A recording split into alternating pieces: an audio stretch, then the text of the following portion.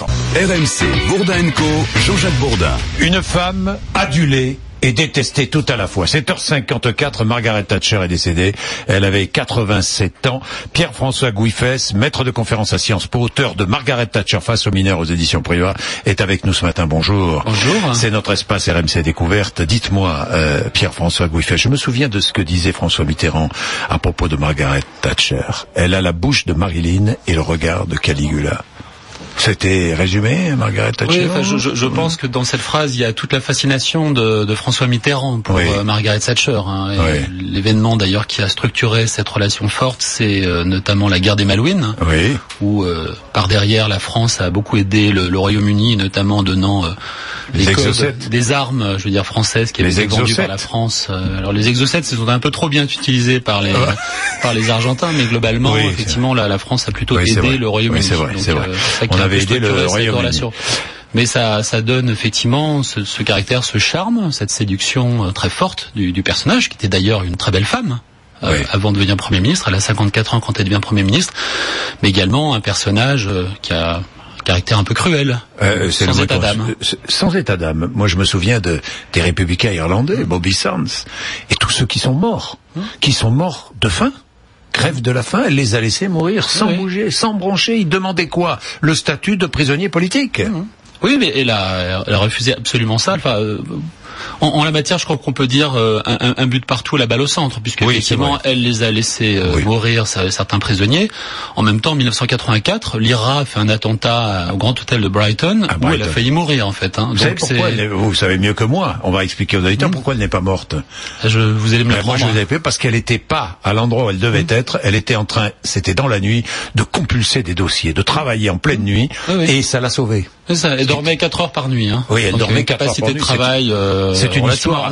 L'attentat de Brighton, c'est une histoire absolument extraordinaire. Extraordinaire. Oui, 1984. 11 ans, Premier ministre. Quelle longévité. Et adulé et détesté. Les mineurs la détestent à tel point que j'ai vu la réaction de David Hooper, qui est le responsable du syndicat des mineurs britanniques, et qui a dit hier, c'est un jour merveilleux, je suis ravi, je vais boire une bière. Oui, enfin le conflit des mineurs, que j'ai regardé d'assez près. Oui, je sais. Globalement, il y a une situation d'impopularité croissante des syndicats au Royaume-Uni tout au long des années 1970.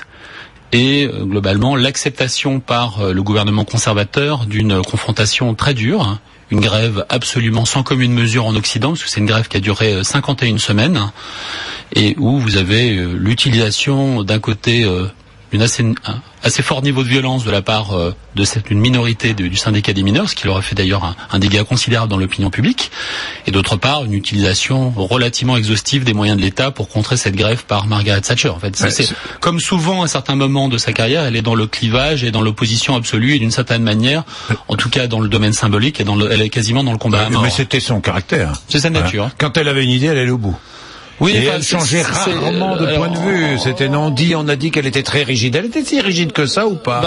L'expression qu'on utilise beaucoup au Royaume-Uni pour parler de Margaret Thatcher, c'est conviction politics, un homme politique de conviction. Alors, moi, ma compréhension, c'est que plutôt elle a conjugué un très grand sens tactique. Je pense qu'elle a des qualités tactiques en matière politique globalement qui n'ont rien à envier à ceux de François Mitterrand, par exemple, mais en même temps avec un corpus idéologique extrêmement fort qui l'a amené à suivre des politiques même quand elle avait des niveaux d'impopularité absolument abyssaux.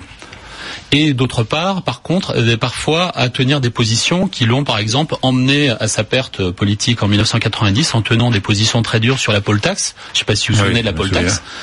Donc le transfert des impôts locaux, et d'autre part un antifédéralisme européen radical, le discours de Bruxelles. Et puis effectivement Margaret Thatcher par rapport à l'Europe, c'est aussi I want my money back, je veux dire Brittany first, donc effectivement le fameux chèque que le Royaume-Uni perçoit encore aujourd'hui comme réduction de sa contribution à l'Union européenne et à l'Europe de façon générale. Grande dame pour la Grande-Bretagne. Merci Pierre-François Gouifès. Je rappelle le titre de votre livre chez Privat, l'éditeur, Margaret Thatcher face aux mineurs. Bonne matinée, merci. Merci à vous. 7h58.